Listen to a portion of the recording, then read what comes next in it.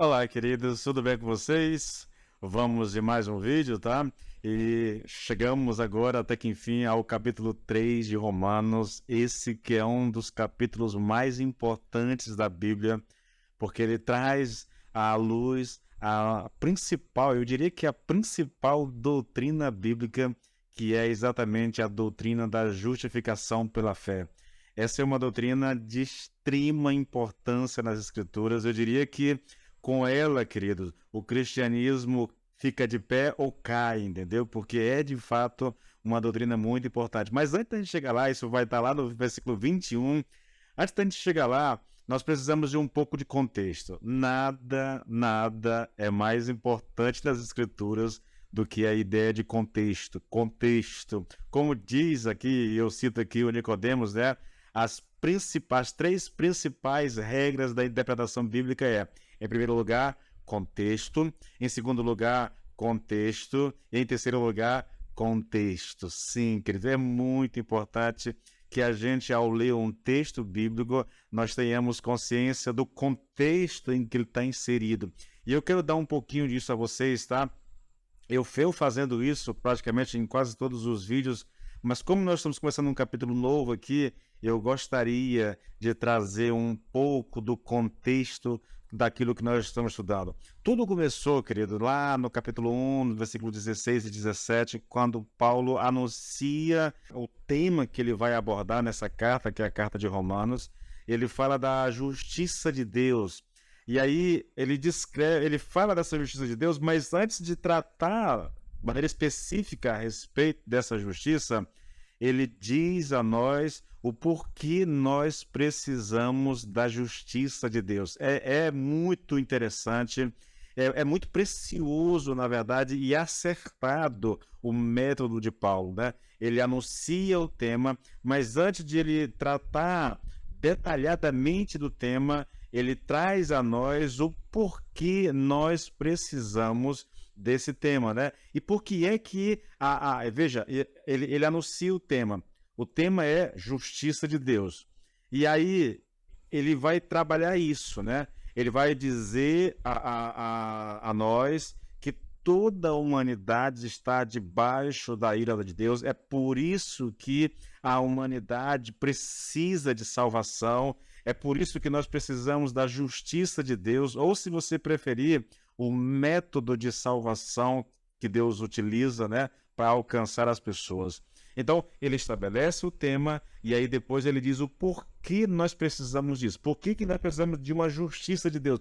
Por que nós precisamos do método de salvação de Deus? E aí ele responde, é porque nós estamos debaixo da ira de Deus. Todos nós estamos debaixo da ira de Deus. O versículo 18 diz isso de maneira clara, tá? Porque do céu se manifesta a ira de Deus contra toda a impiedade e injustiça dos homens. A humanidade está debaixo da ira de Deus, né?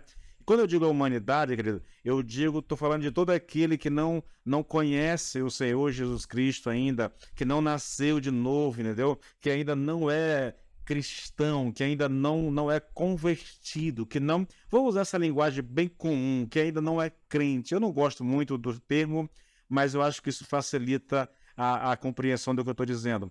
Então, quem não está debaixo da graça de Deus está debaixo da ira de Deus, tá? E ele vai mostrar que essa realidade engloba toda a humanidade. Primeiro ele fala do versículo 19 do capítulo 1 até o final, ele trata da questão dos gentios. Os gentios eram todos aqueles que não tinham nascido em Israel. Quem não nasce em Israel é gentio.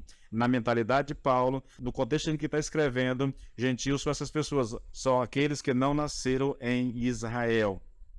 Todas as pessoas, embora sejam pessoas religiosas, eles são politeístas, adoram muitos deuses. É só você lembrar do contexto histórico aí de Roma e da Grécia, né? Os seus muitos deuses, os seus panteões aí. Então eles eram politeístas. E aí Paulo vai dizer, olha, eles rejeitaram o conhecimento de Deus. E o conhecimento de Deus que eles rejeitaram aqui não é o conhecimento bíblico, é o conhecimento, é aquilo que nós chamamos de revelação geral de Deus na natureza. eles rejeitaram esse conhecimento de Deus e caíram na idolatria, e por causa disso, a ira de Deus veio sobre eles.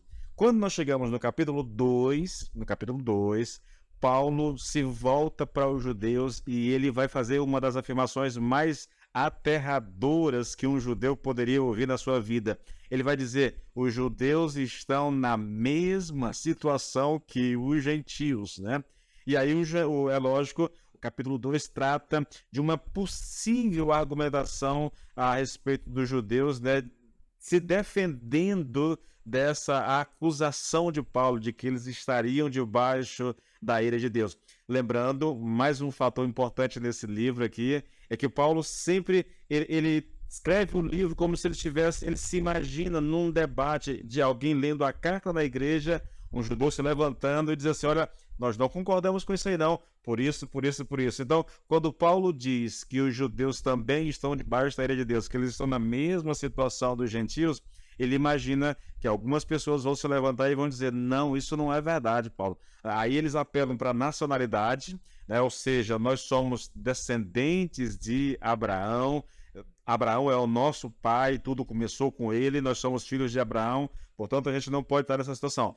Paulo vai lá e desmonta essa argumentação. Depois eles apelam para o amor de Deus, né? Para a bondade de Deus. Olha a nossa história, como Deus tem sido bondoso conosco. Nós somos o povo eleito de Deus. De fato, era um povo eleito de Deus, né? Mas aí Paulo desmonta também essa questão. Depois eles apelam para a lei. Depois eles apelam para a circuncisão, que foi os últimos temas que nós trabalhamos aqui, os últimos textos que nós fizemos aqui, os últimos vídeos que nós fizemos aqui, foi a respeito da circuncisão. E aí Paulo diz, querido, que o judeu não deve confiar em nenhum desses argumentos, pois no que diz respeito à salvação, esses argumentos eles não fazem nenhuma diferença. E é exatamente dentro desse contexto que nós chegamos aqui ao capítulo 3, tá? E aí eu quero convidar você, tá, a ler esse capítulo aqui. Nós vamos ler alguns versículos desse capítulo, tá? Para que você se situe mais ou menos do que nós vamos tratar. Então eu vou ler contigo aqui 8 versículos, tá bom? 8 versículos do que nós estamos tratando. Então olha só, versículo 1 de Romanos 3. Qual é então a vantagem do judeu, ou qual a utilidade da circuncisão? Muitas, sobre todos os aspectos, principalmente porque aos judeus foram confiados os oráculos de Deus.